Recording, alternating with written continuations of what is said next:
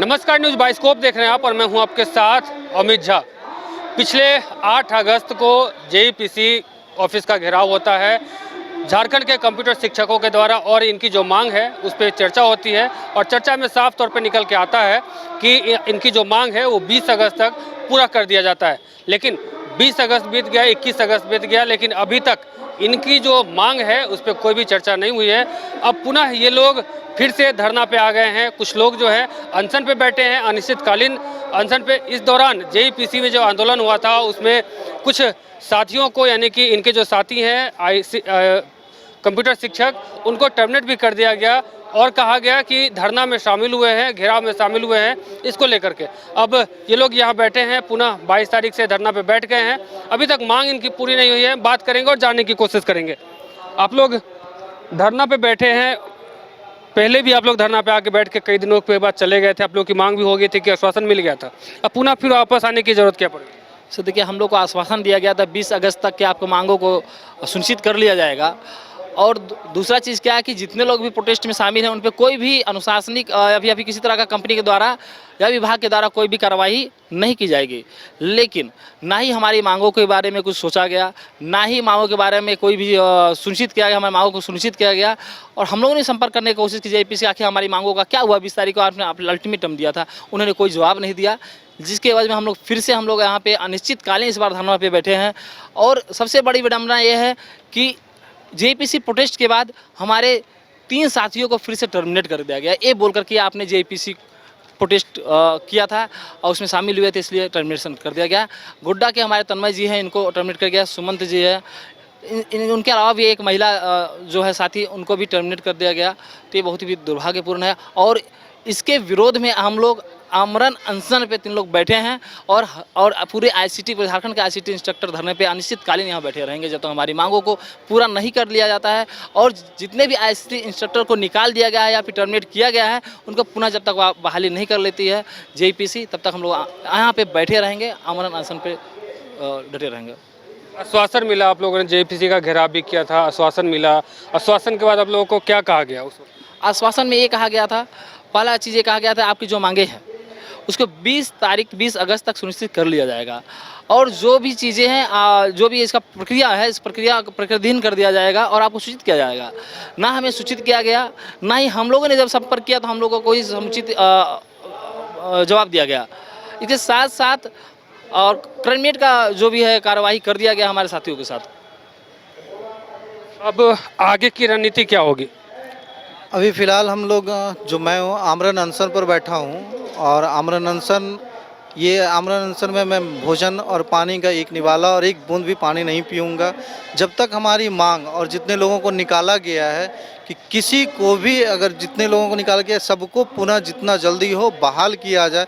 यदि ऐसा नहीं होता है तो हम लोग जो है उग्र आंदोलन करने के लिए, मुख्यमंत्री आवास घेराव करने, दोबारा जेईपीसी घेराव करने के लिए हम लोग तैयार हैं। मैं आपसे ये पूछना चाहता हूँ कि जो मैं आमरण अनशन पर बैठा हूँ, क्या सरकार ये चाहती है कि व्यक्ति मरता जाए और वो कुर्सी अपनी बचाते जाए? मैंने अपनी मांग में क्या रखा है? क्या हमने अपनी मांग गलत रखी है? 7 साल से हम लोग 8,000 रुपये में जो काम कर रहे हैं, क्या हमारा ये मांग गलत है कि एक मजदूर से भी कम हम लोगों को वेतन दिया जाता है? झारखंड श्रम नियोजन का एक जो है श्रम नियमावली बना हुआ है जिसमें हाईली स्किल्ड को दिया गया है 19 से 20,000 के आसपास। क्या हम लोग उस कैटेगरी में भी नहीं आते हैं? मैं कहता हूं कि विधायक, सांसद, उनका प्रति वर्ष वृद्धि होता है 20 से 30,000, तो हमारी वृद्धि क्यों नहीं होती है? हम लोगों को क्यों धरने पर आकर के बैठना पड़ता है? यदि इस धरने के अंदर, इस धरने के दरमियान मेरी मृत्यु हो जाती है या मुझे कुछ होता है तो इसकी जिम्मेदारी कौन लेगा? क्या यह सरकार बताएगी कि इसकी जिम्मेदारी लेगी? मेरा परिवार है, क्या मेरे परिवार का भरण पोषण कौन करेगा? यह मुझे जानकारी चाहिए। धरना पे पुनः आप लोग बैठ गए हैं। पहले भी आप लोग 5 दिवसीय धरना करके जा चुके हैं। आश्वासन भी मिला कि आप लोग की जो मांग है वो पूरी हो जाएगी। किन किन बिंदुओं पर आप लोग की वहाँ पे चर्चा हुई और किन किन बिंदुओं पर सहमति बनी? हम लोग एक मांग पत्र सौंपे थे जिस पर ये रहा आपका मांग पत्र। ये प्रशासनिक पदाधिकारी जी का कहना था कि ये आपका मांग पत्र हम संबंधित विभाग को फॉरवर्ड कर देंगे और इस पर विचार करते हैं। विचार करते हुए आपको 20 तारीख तक सूचना दे दिया जाएगा। कि आपके मांगों पर क्या कार्रवाई हुई।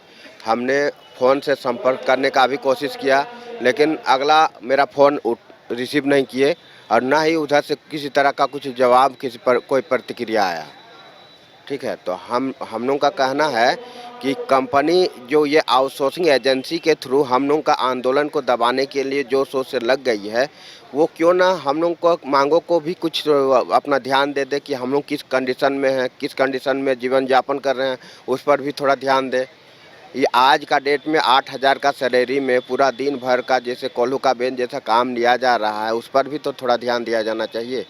यहाँ झारखंड सरकार का बहुत तरह का श्रम कानून बना हुआ है, जिस श्रम कानून के अकॉर्डिंग हम लोग आउटसोर्सिंग कर्मचारी के अंतर्गत 19,500 का सैलरी का हकदार हैं, वो हम लोग को नहीं दिया जा रहा है। उसके एवज में हम लोग धनबाद श्रम कार्यालय में शिकायत भी लगाए हैं। वो शिकायत लगाने के उपरांत केस जब आगे बढ़ा, पहला नोटिस गया, उन नोटिस पीरियड में ही हम लोग को हटा दिया गया। ये रहा नोटिस पीरियड में हटा दिया गया, ये रहा हटाने के बाद भी हम लोग फिर हटाने वाला एक केस डाले, उसका भी जो नियम है हटाने का, वो नियम को वो फॉलो नहीं किया गया। ना कोई टीम गठित किया गया, ना ही कुछ निकालने का कुछ प्रक्रिया उसको फॉलो किया। डायरेक्ट टर्मिनेशन लेटर जारी कर देता है कि ई विद्या वाहिनी आप अटेंडेंस नहीं बनाते हैं, जिसके कारण से आपको निकाल दिया जाता है। जबकि उसका मेन रीज़न है कि हम लोग लेबर कोर्ट गए हैं अपना हक के अधिकार के मांग के लिए, अपने संवैधानिक मौलिक अधिकारों की रक्षा के लिए, जिसके एवज में कंपनी एक्शन लेते हुए हम लोग को हटा दे रही है। अभी आज का दिन का बात बोल रहे हैं कि हमारे कुछ साथी लोग रामगढ़ जिला से आ रहे थे, रास्ते में डिस्ट्रिक्ट कोऑर्डिनेटर उन लोगों को रोक लेती है और धमकी देती है कि आप लोग के टर्मिनेशन लेटर तैयार हो रहा है, आप लोग संघ के साथ ना जाएं। आखिर हम लोग संवैधानिक दायरा में रह के भी यदि कानूनी मतलब हक अधिकार का मांग यदि करते हैं, उसमें यदि कंपनी दबाव डालती है इस तरह से, तो हम लोग को उग्र आंदोलन करना पड़ेगा। आगे की रणनीति क्या होगी अब? आगे की रणनीति हम लोगों का जेईपीसी घेराव और मुख्यमंत्री और शिक्षा मंत्री आवास घेराव करेंगे और उग्र होकर के करेंगे। अगर मरने पर तैयार हैं तो हम लोग जितने आईसीटी इंस्ट्रक्टर हैं मरने को भी तैयार हैं, लेकिन अब 8,000 में नौकरी नहीं करेंगे, गुलामी किसी कंपनी की नहीं करेंगे। किसी चीज़ का एक नियम कानून होता है, कंपनी एक्ट बनाया गया है। कंपनी एक्ट कहती है कि हमारे से रिटर्न में लिया जाता है कि आपको नौकरी छोड़ने से पहले 30 दिन का आपको एक नोटिस पीरियड देना होगा, हम लोगों को सूचना दे। तो बिना हमें नोटिस पीरियड दिए हुए कंपनी रूल को तोड़ते हुए वो डायरेक्ट जो है हमें टर्मिनेट कर देती। कारण क्या है कि कारण मैंने उनसे मेल का जवाब नहीं दिया, 48 घंटे के अंदर में हमको मेल का जवाब देना था। दूसरा चीज़ था कि मेल का जवाब हम तब देते हैं ना जब आप हमारे मेल का जवाब हमको देते हैं। या कितने भी आईसीटी इंस्ट्रक्टर मेल करते हैं कंपनियों को, उनको एक जवाब नहीं मिलता है। 2-2 साल से ईएसआईसी पीएफ का पैसा अपडेट नहीं किया जाता है, मेल जाता है लोगों का, उनको जवाब नहीं देती है कंपनी, लेकिन अपना जवाब वो खोजती है। दूसरा चीज़ कि मेरे गोड्डा जिला में मैंने आह्वान किया था कि पीएमएस जो है पीएमएस पर कोई भी डाटा अपडेट नहीं करेंगे। तो जो डाटा अपडेट नहीं करने की बात कही गई थी, तो कई डिस्ट्रिक्ट कोऑर्डिनेटर क्या किए थे कि यूडाइस कोड खोल करके वो किसी का भी फ़ोटो अपडेट कर देते थे।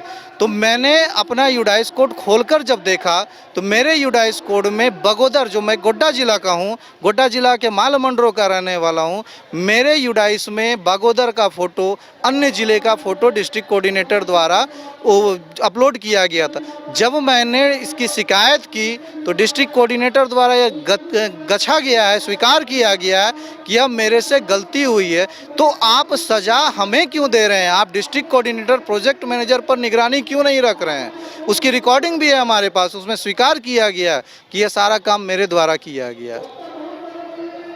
बहुत लोगों पे एफआईआर भी हुई उस दिन जब आप लोगों ने जेपीसी का घेराव किया था। तो क्या अब आगे की ऐसे में आगे की जो रणनीति होगी वो क्या होगी? आप देखिए, हम लोग आंदोलन पे हैं और इस आंदोलन को चाहे जितना भी विभाग चाहे दबाने की कोशिश करे, जेपीसी दबाने की कोशिश करे, लेकिन हम लोग अब दबने वाले नहीं हैं। अगर हमारी बातों को नहीं सुना जाता है तो हम लोग जेपीसी फिर से घेराव करेंगे, उससे तीव्र गति से घेराव करेंगे और ज़रूरत पड़ी तो हमारे मुख्यमंत्री आवास का भी घेराव करने का काम करेंगे। लेकिन अब इस बार हम लोग पीछे हटने वालों में से नहीं है सर। तो आपने साफ तौर पे देखा कि किस प्रकार से ये तमाम जो झारखंड के कंप्यूटर शिक्षक हैं एक बार फिर से धरना पे बैठ गए हैं राजभवन के समीप और ये अपनी मांग को लेकर के लगातार प्रदर्शन कर रहे हैं। इनका कहना है कि 8,000 जो हमारी सैलरी है उसमें हम काम नहीं कर पाएंगे। देख सकते हैं कि महिला लोग भी जो है यहाँ बैठी हुई है धरने पे। हम बात करते हैं कुछ महिलाओं से और जाने की कोशिश करते हैं। आप लोग धरने पे बैठे हैं, इससे पहले भी धरने पे बैठे थे, घेराव भी किया था जेपीसी का, अब क्या आगे की रणनीति क्या होगी? आगे की रणनीति हम लोगों की यही है कि हम लोग का मांग को सुना जाए। जेईपीसी में जैसे हम लोगों ने घेराव किया, हम लोगों को आश्वासन भी मिला कि हम लोगों के का जो भी मांग है उसको पूरा किया जाएगा, बट अभी उस पर कोई कार्रवाई नहीं हो रही है। तो हम लोगों का जो है ये 8,000 पे जो काम है तो वो तो हम लोग का चलने वाला है नहीं। तो हम लोग अभी अपने मांग को लेके अभी रखे हैं और हम लोग अभी अनिश्चितकालीन धरना पे बैठे हुए हैं। जब तक हम लोगों का मांग पूरा नहीं होता हम लोग इसी पे डटे हुए रहेंगे। कहाँ से आई हैं आप? हम नगरी से आए हैं। आपका क्या नाम है? वही है, हमारी मांग जो थी वही कंटिन्यू अभी तक चलेगी जब तक पूरी नहीं होती है, क्योंकि आश्वासन देने से कुछ होता नहीं है जब तक उसको ग्राउंड लेवल पे किया ना जाए। और हम तब तक यहाँ पे बैठे रहेंगे जब तक कोई उधर से हमारा सुनने के लिए आता नहीं है। आपका क्या नाम है? सर रेनू नायक, कहाँ से आई हैं आप? रांची से ही हैं हम। आप लोग 8,000 में से काम करती हैं। जी सर। विद्यालय कितना दूर है?